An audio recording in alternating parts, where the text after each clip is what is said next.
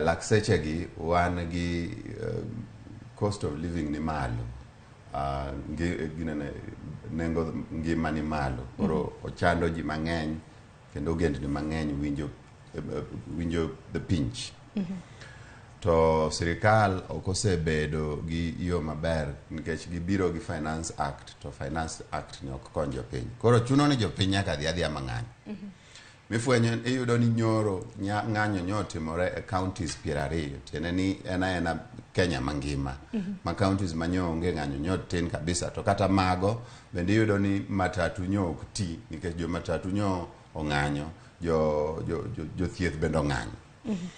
Koro e laksechegi ng'anyo manyoro to an tamor ni ji nigi thuolo mar ng'anyo. But e ng'anyo ka nitiere ga ji tieng' didek ama awacho ni tieng' ding'wen. Nitiere jok madhi e ng'anyo gi chuny maler. Ni an adwa mana ni mondo communicate ne sirikal, anyis sirikal ni gima gitimona ok berna.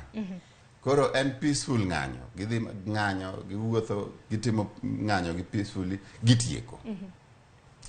Nitiere jo madhi e ng'anyo ndiyo madwa ng'iso sirikal ni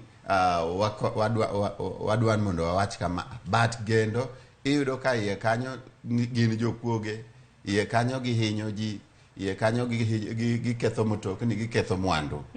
Nikech ng'anyo mar ketho mwandu, especially mwandu mar jopiny makonyo jopiny, ok en ng'anyo mahinyo sirikal, en ng'anyo mahinya to hinyi. Kendo en ng'anyo mahinyo mana oganda nikech pesa motiyo kanyo no podi bo bi iri kata ira makwai mondo igolo shuru mondo lose.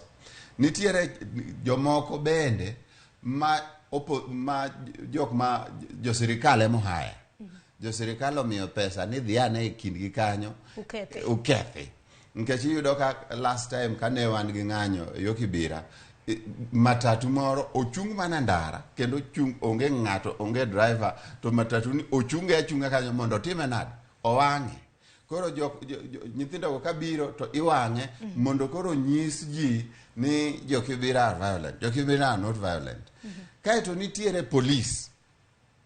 Nikech police ok oseyie ni ng'anyo obeda peaceful.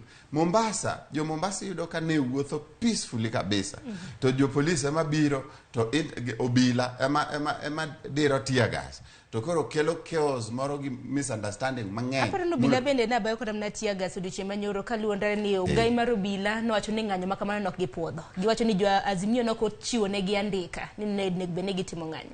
Mano to chik nonego bed ni ichiwo notification ne obila. To kata ka notification ok obiro. Kithure Kindiki nowacho maber ni jogi are peaceful. Jogi wuoya kata wacho gima giwinjo ni is within their right. We have one gimoro ni freedom of association. One gimoro ni freedom of speech. Tiende ni in gi thuolo mar ng'wanri gi jomoko mondo uwuo. Kendo un gi thuolo mar loso kata expressing yourself. Makato bedo ni gini illegal, ng'ane nigi right mo ok onego bedo ni igoye kata hinye. Nikech aneno ka wuoyi moro nyotwere gi nyororo e town. Kaeto ging'ado nyororo, kaeto gigoye got Kisumu. Mago ok gik scenes monego bed ni waneno nikech ng'ama otwere atweya gi nyororo mawuoyo. Donge kata okiewo mtata ndalo moko twere gi nyororo treasury ka.